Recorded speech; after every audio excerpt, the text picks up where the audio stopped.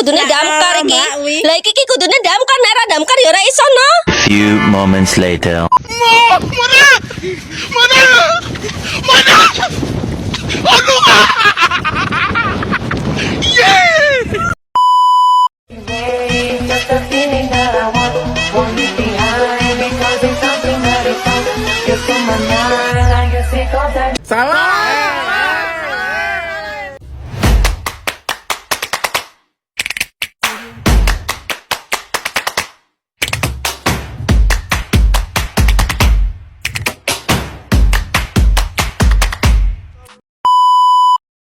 Assalamualaikum warahmatullahi wabarakatuh.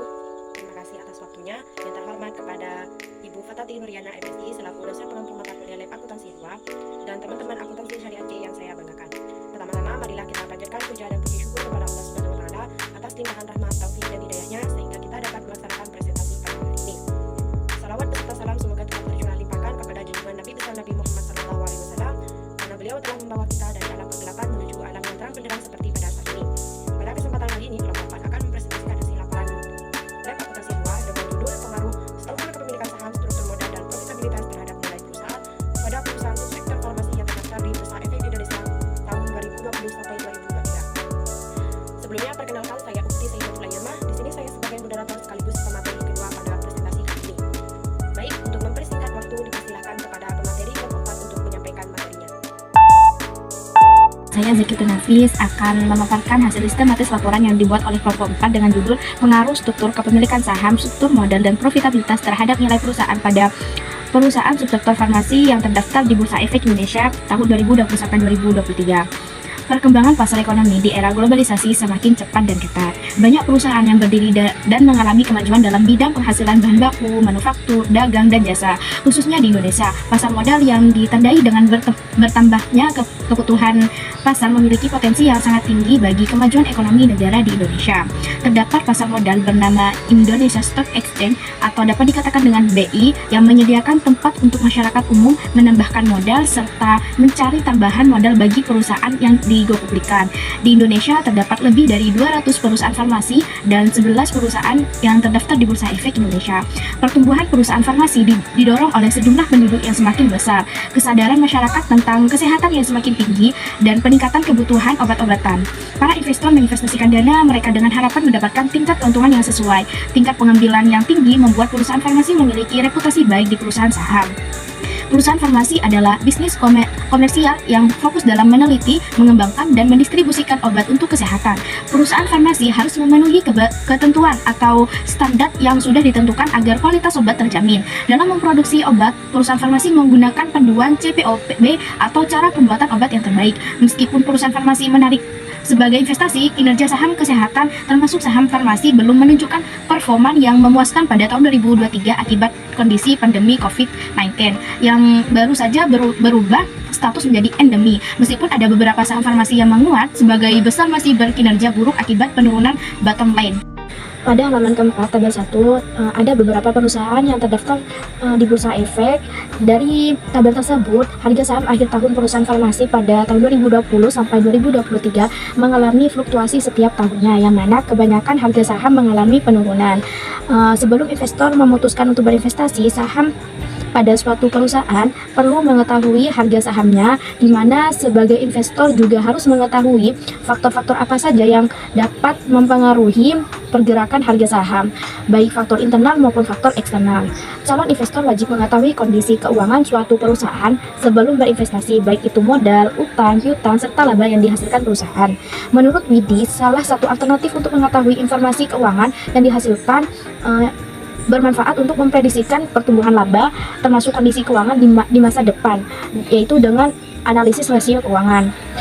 Pada struktur modal memerlukan kumpulan dana yang dapat digunakan dan dialokasikan oleh perusahaan, di mana dana tersebut diperoleh dari hutang jangka panjang dan modal sendiri. Dengan demikian, hutang adalah unsur dari struktur modal perusahaan, dan struktur modal merupakan kunci perbaikan produktivitas dan kinerja perusahaan dalam penelitian ini. Rasio yang digunakan struktur modal yaitu debt to asset ratio atau dapat dikatakan dengan DAR, dan debt to equity ratio yaitu DER, di mana debt to asset ratio atau DER ini digunakan untuk mengukur perbandingan antara total hutang dengan total aktiva. Perusahaan harus dapat menghasilkan keuntungan jika mereka ingin bertahan, dikarenakan mereka mengetahui keuntungan untuk masa yang akan datang. Manajemen dan pemilik perusahaan akan berusaha untuk meningkatkan profitabilitas, yang mana profitabilitas juga digunakan untuk menilai seberapa baik manajemen perusahaan berfungsi, karena laba mengurangi biaya dengan pendapatan sangat dibutuhkan bagi operasi bisnis. Rasio yang digunakan dalam profitabilitas ini adalah return on asset (ROA), merupakan sebagai tolak ukur untuk perhitungan yang paling mendalam untuk mengetahui kinerja perusahaan serta menjadi indikator baik dari fenomena di atas, yaitu terjadi fluktuasi terhadap harga saham. Peneliti tertarik melakukan penelitian dengan judul pengaruh struktur kepemilikan saham, struktur modal dan profitabilitas terhadap nilai perusahaan pada perusahaan subsektor farmasi yang terdaftar di Bursa Efek Indonesia tahun 2020 sampai 2023.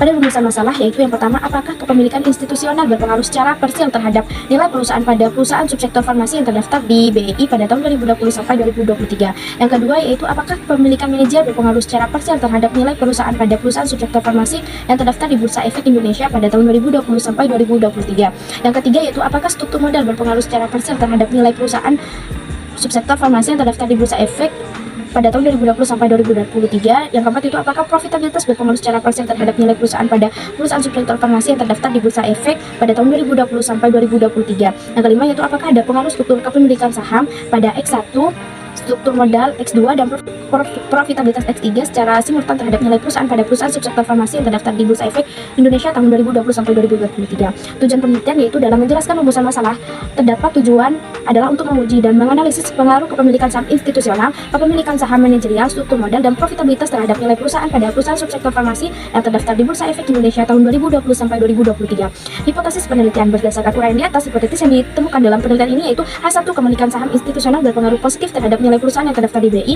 Yang kedua itu H2 kepemilikan institusional tidak berpengaruh signifikan terhadap nilai perusahaan yang terdaftar di BI. Sekian, terima kasih.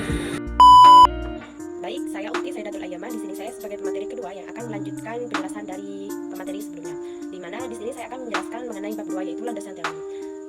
Yang pertama saya akan menjelaskan mengenai struktur kepemilikan saham. Di mana struktur kepemilikan saham adalah proporsi kepemilikan institusional dan kepemilikan manajemen dalam kepemilikan saham. Nah, dalam struktur kepemilikan saham ini ada dua. Yang pertama yaitu kepemilikan institusional dan yang kedua adalah kepemilikan manajemen. Yang pertama yaitu kepemilikan institusional, di mana kepemilikan institusional ini merupakan proporsi kepemilikan saham oleh investor industri. Investor institusional yang ini memiliki kemampuan untuk monitor tindakan manajemen lebih baik dibandingkan investor individual. Yang kedua yaitu kepemilikan manajerial, di mana kepemilikan saham manajerial merupakan kepemilikan saham terbesar oleh manajemen perusahaan. Dengan adanya kepemilikan manajemen dalam sebuah perusahaan akan menimbulkan dugaan yang menarik bahwa nilai perusahaan meningkat sebagai akibat kepemilikan manajemen yang meningkat. Yang kedua yaitu struktur modal. Struktur modal merupakan gambaran dari bentuk proporsi finansial perusahaan, yakni antara modal yang dimiliki yang bersumber dari hutang jangka panjang dan modal sendiri yang menjadi sumber pembiayaan suatu perusahaan. Oleh karena itu, struktur modal dapat diukur dengan debt to equity ratio atau DER, yang mana DER sendiri merupakan rasio yang digunakan untuk mengukur tingkat penggunaan hutang terhadap total stakeholder equity yang dimiliki oleh perusahaan. Di mana rumus debt to equity ratio itu sendiri adalah total hutang dibagi total ekuitas. Yang ketiga yaitu profitabilitas, di mana profitabilitas adalah kemampuan perusahaan memperoleh laba melalui operasional usahanya dengan menggunakan dana aset yang dimiliki oleh perusahaan. Di sisi lain, definisi profitabilitas adalah untuk menunjukkan kemampuan perusahaan dalam menghasilkan keuntungan dan mengukur tingkat efisiensi operasional dan efisiensi dalam menggunakan harta yang dimilikinya. Yang terakhir yaitu nilai perusahaan, di mana nilai perusahaan merupakan pencapaian suatu perusahaan sebagai gambaran dari kepercayaan masyarakat setelah perusahaan melalui proses dalam waktu yang cukup lama, yaitu mulai dari perusahaan didirikan hingga sekarang. Nilai perusahaan adalah harga yang dapat dijual dengan kesepakatan harga yang akan dibayar oleh pembeli. Di mana nilai perusahaan dapat diukur dengan proxy Tobinski dan price book value atau PBV. Dalam penelitian ini menggunakan PBV sebagai indikator untuk mengukur nilai perusahaan, di mana PBV adalah perbandingan antara harga pasar per lembar saham dengan nilai buku per lembar saham. Mungkin itu penjelasan mengenai bab 2. Sekian dan Baik, saya akan melanjutkan dari pemateri sebelumnya. Di sini saya akan menjelaskan tentang bab 3, yaitu metode penelitian. Yang pertama yang akan saya jelaskan yaitu jenis dan pendekatan. Jenis metode penelitian yang digunakan dalam penelitian ini yaitu metode kuantitatif. Subjek untuk penelitian ini menggunakan industri farmasi yang terdaftar di Bursa Efek Indonesia atau BEI tahun 2020 sampai 2023. Objek yang digunakan dalam penelitian ini untuk variabel terikat yaitu nilai perusahaan yang diproksikan PBF yaitu variabel Y, sedangkan variabel bebas yaitu struktur kepemilikan saham institusional ya atau variabel X1 yang pertama, dan kepemilikan saham manajerial yaitu X1 yang kedua. Kemudian struktur modal yang diproksikan DER yaitu X sebagai X2, kemudian profitabilitas yang diproksikan yaitu ROE sebagai X3. Laporan keuangan sudah dipublikasikan oleh institusi terkait melalui IDX yang mana digunakan sebagai teknik pengumpulan data. Kemudian selanjutnya populasi dan sampel. Yang pertama populasi. Populasi adalah suatu kelompok yang terdiri dari objek atau subjek yang mempunyai kualitas dan karakteristik tertentu yang ditetapkan oleh peneliti untuk dipelajari dan kemudian ditarik kesimpulannya. Populasi yang digunakan dalam penelitian ini adalah perusahaan farmasi yang terdaftar di Bursa Efek Indonesia tahun 2020 sampai 2023. Populasi pada penelitian ini berjumlah 10 perusahaan yang terdaftar di Bursa Efek Indonesia. Kemudian sampel. Sampel adalah bagian atau jumlah dan karakteristik yang dimiliki oleh populasi tersebut. Apa yang dipelajari dari sampel itu kesimpulannya akan diberlakukan untuk populasi. Untuk itu, populasi yang diambil dari proposal harus betul-betul representatif. Pemilihan sampel dilakukan dengan metode purposive sampling, yaitu pemilihan sampel yang didasarkan kriteria-kriteria atau ciri-ciri tertentu yang dimiliki oleh sampel tersebut. Data yang digunakan adalah data sekunder. Data sekunder adalah data yang digunakan adalah data sekunder, di mana untuk pengolahan data sebagai metodenya penelitian ini membutuhkan bantuan aplikasi IBM SPSS. Analisis data dan pembahasan. Analisis data diperlukan dalam satu penelitian agar dapat mengolah data, karena dengan adanya analisis data dapat diperoleh kesimpulan yang benar dan dapat dipertanggungjawabkan. Analisis data tersebut menggunakan analisis regresi linear berganda. Berikut langkah-langkah dalam menganalisis data. Yang pertama yaitu analisis statistik deskriptif. Analisis statis deskriptif bertujuan untuk menguji dan menjelaskan karakteristik sampel yang diamati. Hasil analisis deskriptif menunjukkan karakteristik sampel dari variabel yang diamati dalam penelitian ini.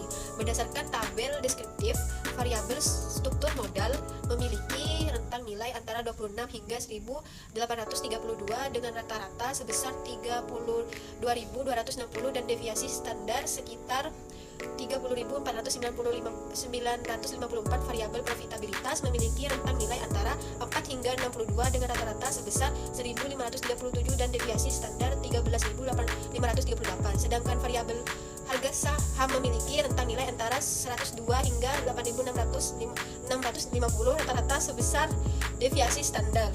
Dan yang kedua itu uji asumsi klasik, dilakukan untuk mengetahui apakah model regresi yang digunakan dalam penelitian ini layak atau tidak dan menilai baik tidaknya model regresi yang dikembangkan.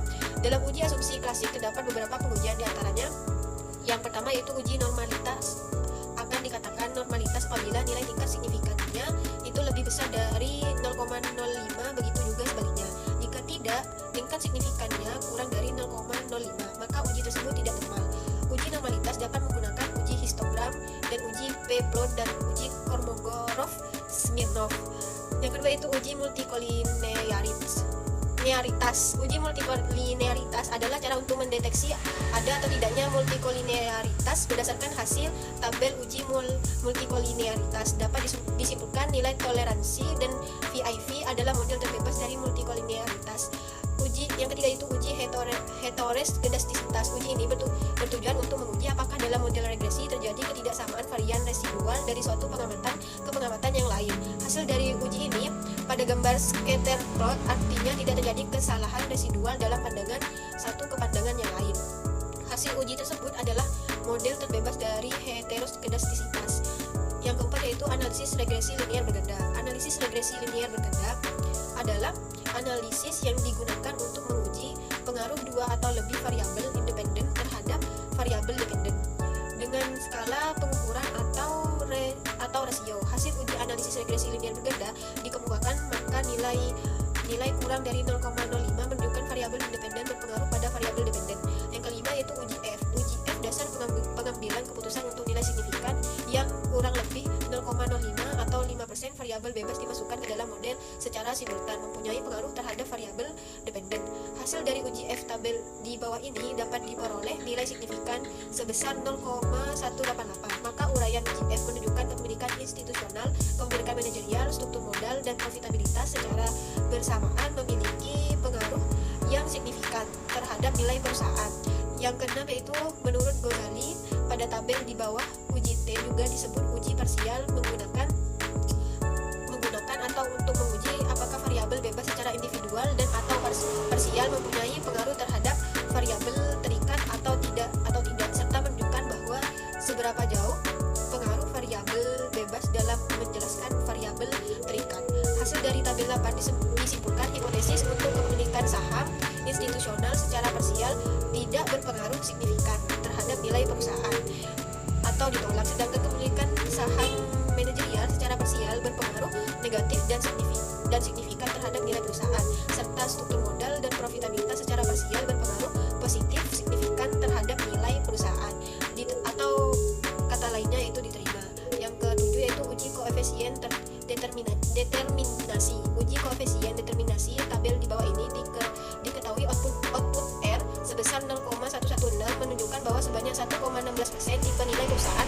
Menjelaskan bagi keempat variabel bebas adalah struktur kepemilikan saham yang diproksikan, kepemilikan institusional, dan kepemilikan manajerial.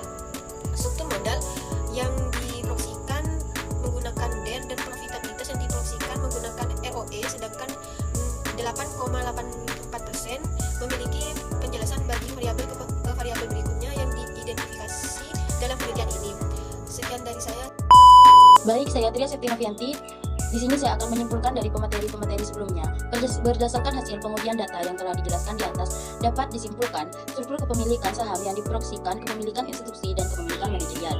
Kepemilikan institusi tidak berpengaruh signifikan terhadap nilai perusahaan pada perusahaan farmasi yang terdaftar di Bursa Efek Indonesia pada tahun 2021-23. Sedangkan kepemilikan manajerial berpengaruh signifikan dan negatif terhadap nilai perusahaan pada perusahaan farmasi yang terdaftar di Bursa Efek Indonesia pada tahun 2021-23. Sedangkan struktur modal berpengaruh positif dan signifikan terhadap nilai perusahaan pada perusahaan farmasi yang terdaftar di Bursa Efek Indonesia pada tahun 2021-2023. Dan profitabilitas berpengaruh positif dan negatif terhadap nilai perusahaan pada perusahaan farmasi yang terdaftar di Bursa Efek Indonesia pada tahun 2021-2023.